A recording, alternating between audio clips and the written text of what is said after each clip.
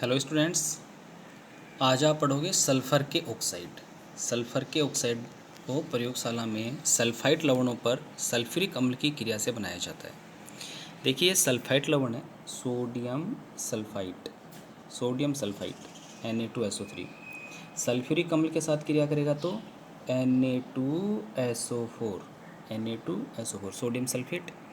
और जो H2SO3 आपको दिख रहा है यहाँ पे, ये H2O प्लस SO2 में डिवाइड हो जाएगा। H2O प्लस SO2, ये SO2 है बेटा, सल्फर डाइऑक्साइड।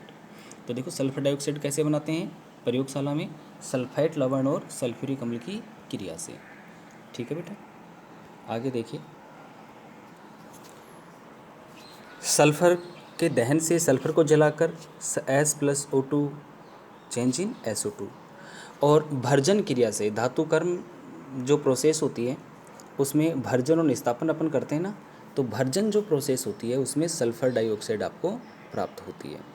कि सल्फाइड एस्कों का भर्जन होता है तो उच्च ताप पर वायु की उपस्थिति में गर्म करते हैं, तो जो सल्फाइड एस्क में जो सल्फर है वो SO2 के रूप में ऑक्सीकृत हो जाती है।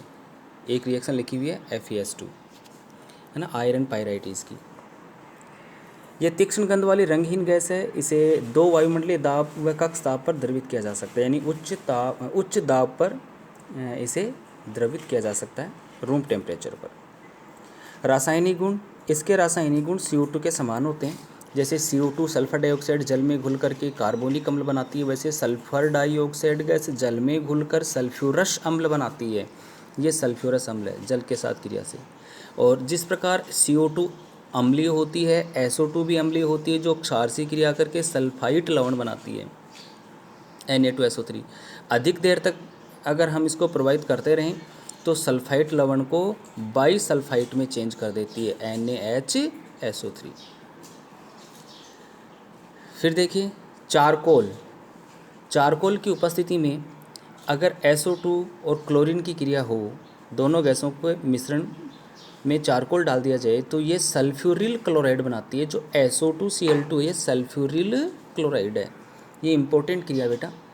और क्या होता है जब SO2 को Cl2 के साथ अभिकृत किया जाता है चारकोल की उपस्थिति में, है ना, तो ये चारकोल क्या करेगा, अपनी पृष्ठ के ऊपर इन गैसों का अधिशोषण करेगा बेटा। अपनी सतह पर पृष्ठीय रसायन नाम का जो चैप्टर है उसमें अधिशोषण के बारे में पढ़ाया जाएगा आपको। सल्फर डाइऑक्साइड है वो Cl2 के साथ क्रिया करेगा चारकोल की सतह पर, तो वो सल्फ्यूरिल क्लोराइड बनाएगा। और सल्फर डाइऑक्साइड का ऑक्सीकरण हो वेनेडियम पेंटाऑक्साइड, ये V2O5 है बेटा, V3 नहीं है, इसको V2 करना आप, V2O5। तो V2O5 की उपस्थिति में अगर क्रिया होती है तो सल्फर ट्राइऑक्साइड बनता है। ठीक है। नम सल्फर डाइऑक्साइड एक अपचायक की तरह व्यवहार करता है। उदाहरण के लिए आयरन थर्ड आयन को आयरन सेकंड में अपचित कर देता है। देखिए ये आयरन थर्ड आयन है। नम सल्फर डाइऑक्साइड मतलब नमी मतलब H2, सल्फर डाइऑक्साइड H2O के साथ, तो नम सल्फर डाइऑक्साइड वो आयरन थर्ड लवण को आयरन सेकंड में कन्वर्ट कर देगा। तो देखिए Fe सेकंड, और खुद है ना वो SO2 की बजाय SO4-2, ये SO4 है बेटा, यहाँ पे 4 लिखा हुआ है, SO4-2 में चेंज हो जाएगा। ठीक है। क्या होता है जब सल्फर डाइऑक्साइड गैस को आयरन थर्ड का मतलब Fe+3 आयरन थर्ड लवण के जलीय विलयन में प्रवाहित किया जाता है। ये प्रश्न मिलेगा आपको, ध्यान देना, मैं फिर बोल रहा हूँ। क्या होता है जब आयरन थर्ड लवण के जलीय विलयन में सल्फर डाइऑक्साइड गैस को प्रवाहित किया जाता है, तो आप क्या बोलोगे, यह आयरन थर्ड लवण को आयरन सेकंड में परिवर्तित यानी अपचयित कर देता है और स्वयं SO2 से SO4-2 में ऑक्सीकृत हो जाता है। आप ये बोलोगे।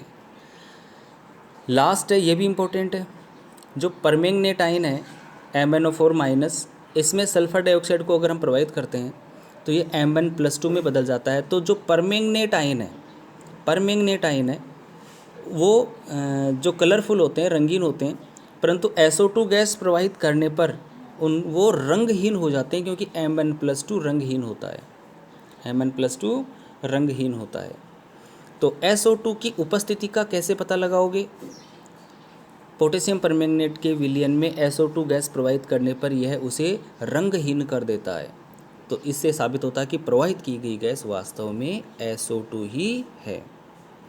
ओके बेटा, थैंक यू।